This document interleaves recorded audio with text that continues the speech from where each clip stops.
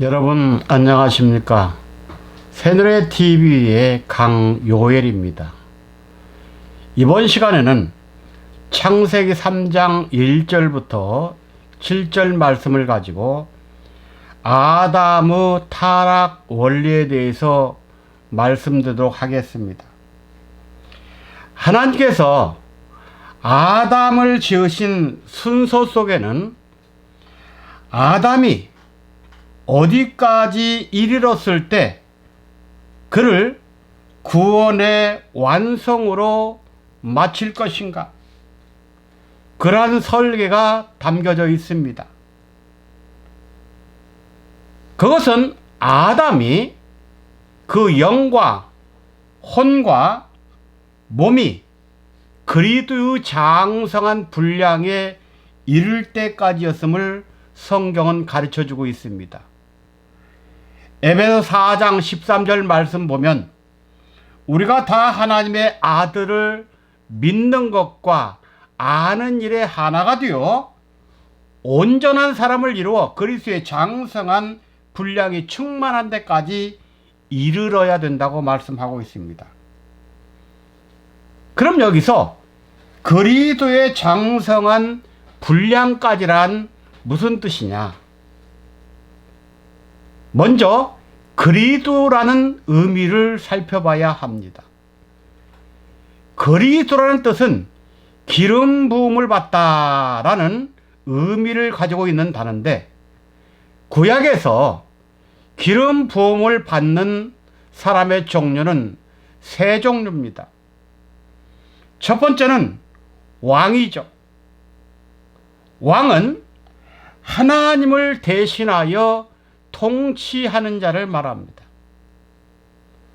두 번째는 제사장입니다. 제사장은 하나님과 인간의 중보를 하는 위치를 말합니다. 세 번째는 선지자에게 기름을 붓는데, 선지자는 하나님의 말씀을 받아서 사람들에게 전하는 사역자를 말합니다. 아담은 이렇게 에덴 동산에서 하나님의 말씀으로 양육을 받아서 그리스도의 장성한 분량의 위치까지 되었을 때 비로소 하나님이 주신 사명을 감당할 수 있게 되는 것입니다. 그러나 그는 영적 양육 기간 중에 뱀의 유혹을 받고 타락하게 됩니다. 그러므로 아담 타락은 전 인류에 대한 타락이요, 아담 회복은 전 인류에 대한 회복인데, 이 회복의 관계를 예수님께서 이루시기 위하여 이 땅에 오셨습니다.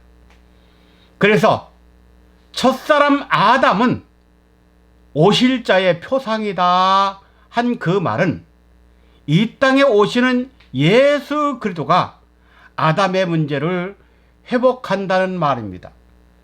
그러므로 우리가 예수를 믿는다는 것은 바로 아담의 회복을 이루는 것으로 우리가 그 회복을 예수 그리스도 안에서 알고 믿어야 된다는 말입니다. 먼저 첫 번째, 1차적으로 하나님은 아담을 에덴 동산에 두시고 에덴을 다스리며 지키라는 하나님의 임의 계명을 어겼습니다. 하나님은 사탄의 침입을 염려해서 아담에게 에덴을 다스리고 지키라고 계명을 내렸습니다. 바로 이 말씀이 창세기 2장 15절 말씀입니다. 그러나 창세기 3장에 가보면 하와가 뱀과 대화를 했다는 사실은 바로 이 계명을 지키지 못했다는 것을 의미합니다. 두 번째, 뱀과 대화를 마친 하와는 하나님의 사상이 아닌 뱀의 사상과 관점에서 선악나무를 바라보게 됩니다. 그 말씀이 창세기 3장 4절부터 6절까지 말씀인데, 뱀과 대화를 마친 여자가 하나님께서 따먹지 말라는 금단의 나무를 바라보는 순간 먹음직하고 보암직하고 지혜롭게 할 만큼 탐스러운 나무인지라. 그래서 여자가 손을 들어 선악과를 따먹고 남편에게도 주었다고 했습니다. 바로 이것은 선악나무를 뱀의 관점에서 바라보니 하나님께서 금지한 그 나무의 실과가 보암직, 먹음직, 지혜롭게 탐스러운직 한지라 그 금단의 실과를 따먹게 된 것입니다. 세 번째, 2차적으로 하나님은 선악을 알게 하는 나무의 실과는 따먹지 말라는 하나님의 절대 명령을 어겼습니다. 따먹는 날에는 정령 죽으리라 하신 하나님의 경고를 무시하고 그 열매를 따먹은 것이 바로 타락입니다. 이 말씀이 창세기 2장 17절입니다. 여기서 선악을 알게 하는 나무란 지식의 나무를 뜻합니다. 이 타락한 선악나무의 실과는 타락한 죄악된 세계의 지식을 안다는 말입니다. 그래서 아담과 하와가 선악과를 따먹고 난 후에 그들의 눈이 밝았다는 것은 영적 세계의 눈이 밝아진 것이 아니라 범죄자로서 죄악의 눈이 더 밝아져서 하나님의 영광은 떠나고 자기들이 벗은 몸을 가졌다는 것을 깨닫게 된 후 부끄러워했습니다. 이 말씀이 창세기 3장 10절에 있습니다. 네 번째는 선과 악을 아는 일에 하나님과 같이 되었다고 했습니다. 창세기 3장 22절 말씀입니다. 아담과 하와는 영적으로 장성을 이뤘다면 선과 악을 나누는 상태, 즉 선은 취하고 악은 거부하는 장성한 신앙의 상태가 되었을 것입니다. 그러나 그들이 선과 악을 나누지 못하고 선악과를 통째로 먹은 것은 바로 아담과 하와의 마음속에 통째로 먹은 선과 악이 같이 공존하게 되었다는 것입니다. 그래서 선악과를 따먹은 아담과 하와는 이제 하나님과 조화를 이루지 못하고 협력과 평화를 이루지 못한 채 끝없는 갈등과 싸움이 야기됐습니다. 더 나아가서 아담과 하와는 서로 조화되지 못한, 일체되지 못한 자가 되어서 서로 갈등과 싸움이 번졌습니다. 아담과 하와가 선악과를 따먹었다는 것은 바로 두 주인을 섬겼다는 말입니다. 마태복음 6장 24절에 한 사람이 두 주인을 섬기지 말라고 했습니다. 이것을 사도 바울은 고린도 교회를 향해서 고린도후서 6장 14절에서 16절에 보면 너희는 믿는 자로서 믿지 않는 자와 멍해를 같이 하지 말라. 의와 불법이 어찌 함께하며 빛과 어둠이 어찌 사귀며 그리스도와 벨리알이 어찌 좋아하냐 그랬습니다. 하나님의 말씀을 받은 아담은 오직 하나님의 말씀을 믿고 순종함으로 선만 이루게 되어 있습니다. 그러나 뱀의 유혹을 받은 아담은 선악과를 따먹은 상태에서 볼 때 이미 사탄에게 굴종하게 된 것입니다. 그러므로 하나님도 믿고 사탄도 믿게 되는 두 주인을 섬기게 된 것입니다. 다섯 번째, 선악과를 따먹음으로 하나님과 교제는 단절되고 이제 죽음의 존재로 전락됐습니다. 창세기 3장 19절에 필경은 흙으로 돌아가리니 그 속에서 내가 취함을 입었습니다. 너는 흙이니 흙으로 돌아갈지니라, 이렇게 말씀했습니다. 이 말씀을 놓고 볼 때 여기서 하나님이 하시는 죽음은 먼저 영적 죽음입니다. 영적 죽음의 결과는 반드시 육체적 죽음으로 연결되며, 육체적 죽음은 바로 영적 죽음의 결과로 온다는 것임을 알 수가 있습니다. 이제 아담은 하나님과 영적 교제를 이룰 수 있는 생명을 잃어버리게 됩니다.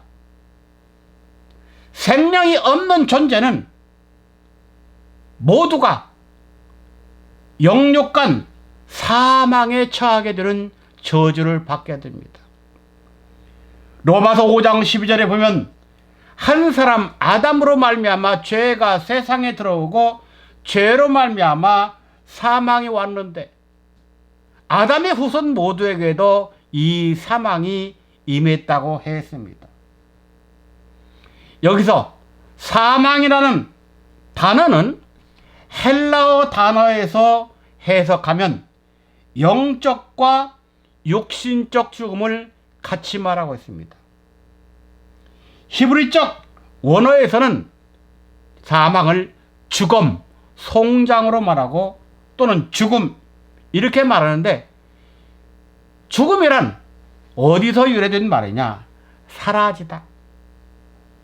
하나님의 말씀을 받고 하나님의 생기를 받은 아담이 생기를 받은 후 생명이 생겼죠.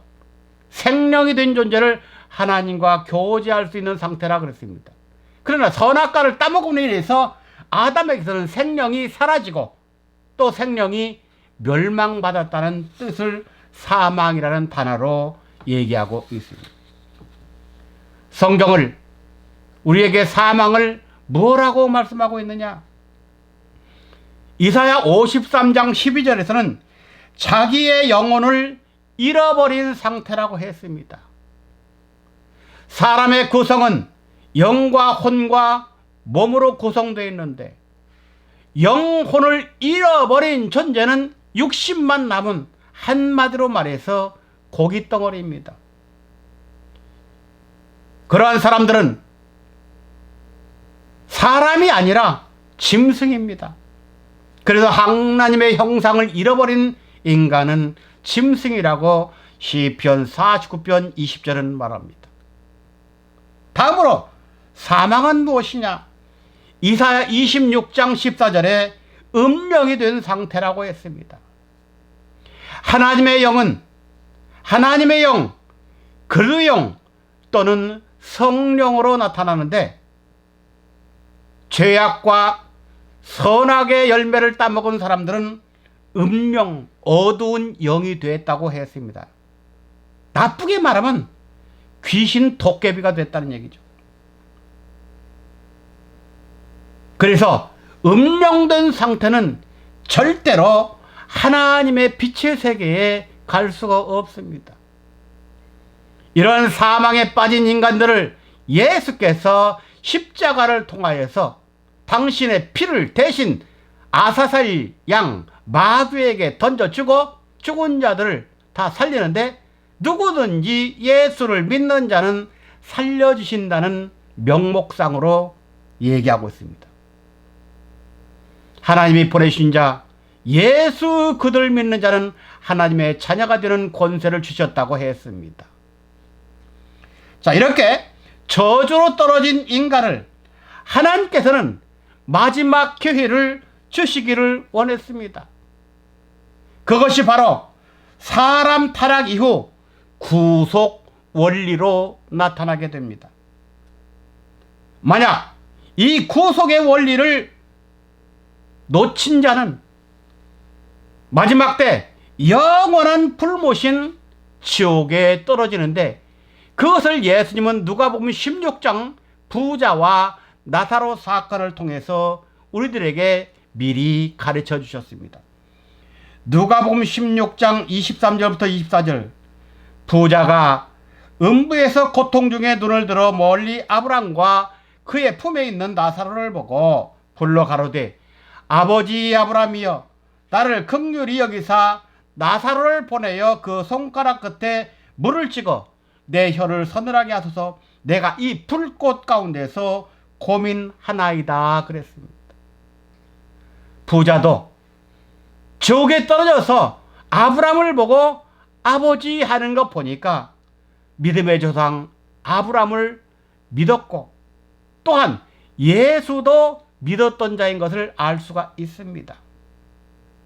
그러나 부자는 모든 생활 자체가 교회를 다니고 신앙생활을 했지만 자기 위주의 삶이요, 나사로는 세상 것은 아무것도 없는 세상에서는 거지지만 하나님 중심으로 살았다는 자를 우리에게 비유해 줍니다. 나사로의 이름의 뜻은 하나님의 긍휼입니다. 의도 하나님의 긍휼을 받기 위해서는 하나님께서 최초로 창조한 아담의 비밀을 예수 그리스도 안에서 깨닫고 그 깨달음의 세계를 회복으로 이룰 때 반드시 마지막 때 구속사의 주인공이 된다는 것을 알 수가 있습니다. 다음 시간에는 아담 타락 이후 구속 원리에 대하여 말씀드리도록 하겠습니다. 감사합니다.